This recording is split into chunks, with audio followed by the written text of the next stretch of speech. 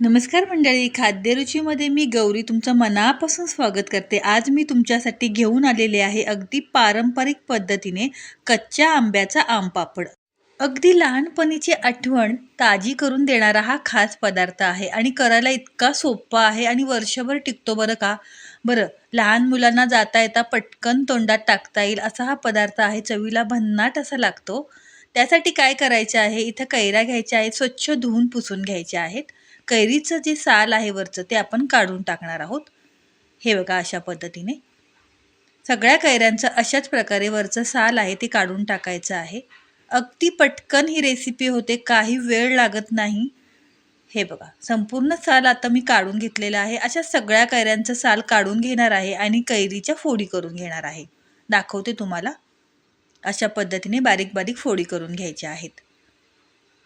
तुम्ही बघू शकता एक मोठी वाटी भरून आपण कैरीच्या या फोडी करून घेतलेल्या आहेत. याच प्रमाणामध्ये पुढचं साहित्यसुद्धा सांगणार आहे. अगदी 2 साहित्य लागतं. आता एका छोट्या कढईमध्ये ह्या कैरी घ्यायच्या आहेत. त्यामध्ये 1 ग्लासभर पाणी, म्हणजे कैरी बुडेल इथपर्यंत पाणी घालायचं आहे आणि झाकण ठेवून 2-3 मिनटं कैरी छान अशी शिजवून घ्यायची आहे. अगदी 2-3 मिनटामध्ये छान अशी कैरी शिजलेली आहे. कैरीचा रंगसुद्धा बदललेला आहे. तुम्ही बघू शकता मस्त कैरी शिजलेली आहे. आता ही कैरी आहे ती पूर्णपणे गाळून घ्यायची आहे. पाणी घ्यायचं नाही आपल्याला.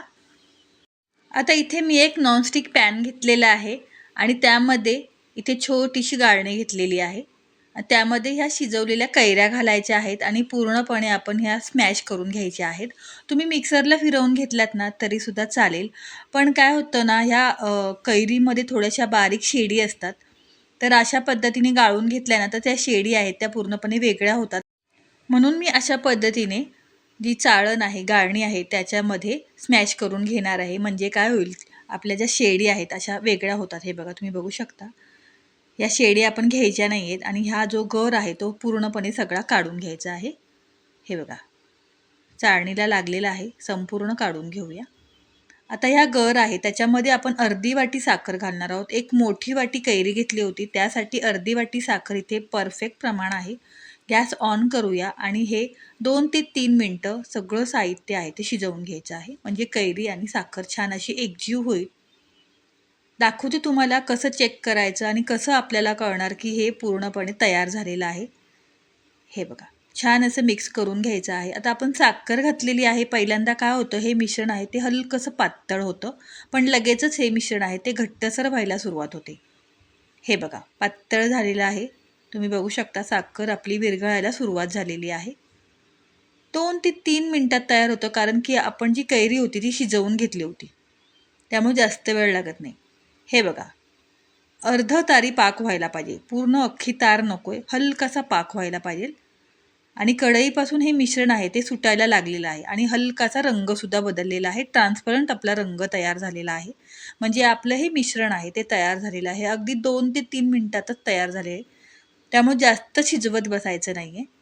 हे बघा कढईपासून छान असं वेगळं व्हायला सुरुवात झालेली आहे आणि रंग ट्रान्सपरंट झालेला आहे. म्हणजे आपलं मिश्रण तयार आहे. आता गॅस बंद करायचा आहे आणि त्यामध्ये हिरव्या रंगाचा अगदी थोडासा फूड कलर इथे मी घातलेला आहे, जेणेकरून आपला जो कच्चा आम पापड आहे तो छान असा हिरवट रंगाचा दिसेल. अगदी ऑप्शनल आहे, तुम्ही नाही घातलं तरीसुद्धा चालेल, पण जरा छान दिसतं म्हणून मी ते थोडासा हिरवा रंग घातलेला आहे. छान असं मिक्स करून घेतलेलं आहे. आता लगेचच काय करायचं आहे, एक छोटंसं ताट घ्यायचं आहे, त्याला तूप लावून घ्यायचं आहे आणि त्यामध्ये हे सगळं मिश्रण आहे ते काढायचं आहे. अशा पद्धतीने संपूर्ण मिश्रण आपण काढून घेऊया आणि छान असं ताटामध्ये पसरवून घ्यायचं आहे. चमचाला लागलेलं आहे ते सुद्धा काढून घेते. लहान मुलांना इतकं आवडतं आणि आपणही जाता येता पटकन तोंडात टाकतो. त्यामुळं कधी लहानपणी तुम्ही खाल्ली असेल ना तर आवर्जून ही घरी करा. हे बघा अशा पद्धतीने ताटामध्ये पसरवून घ्यायची आहे आणि 3 ते 4 दिवस पंख्याखाली सुकवून घ्यायची आहे. उन्हामध्ये सुकवायची गरज नाही आहे. हे बघा 3 ते 4 दिवस मी पंख्याखाली सुकवून घेतलेली आहे. अगदी ट्रान्सपरंट आपली ही कच्च्या आमची पोळी तयार झालेली आहे किंवा पापड तयार झालेला आहे असं आपण म्हणू शकतो. सुरीने थोड्याशा कडा सोडवून घ्यायच्या आहेत. दाखवते अगदी पटकन ताटापासून वेगळी होते. पाहूनच तुम्हाला समजत असेल की ती मस्त तयार झालेली आहे. अगदी मस्तपैकी आंबट गोड चवीचा हा आपला कच्चा आमचा पापड तयार झालेला आहे. तुम्ही बघू शकता अगदी ट्रान्सपरंट असा तयार झालेला आहे. हलकासा हिरवा रंग आलेला आहे. आता तुम्हाला कापून दाखवते. हे बघा, अशा प्रकारे आपण कापून घेणार आहोत. कापून चौकोनी असे छोटे छोटे तुकडे करून ठेवलेत तरीसुद्धा चालतील. तुम्हाला दाखवते बघा, मस्तपैकी कच्च्या आंब्याचा पापड तयार झालेला आहे.